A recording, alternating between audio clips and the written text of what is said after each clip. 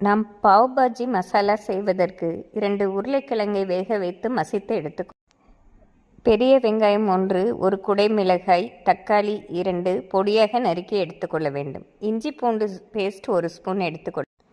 நாம் பெரிய சைஸ் தோசை சட்டி அல்லது ஒரு கடாய் எடுத்துக்கொண்டு பட்டர் போட்டு அதில் நறுக்கிய வெங்காயத்தை போட்டு வதக்க வேண்டும்.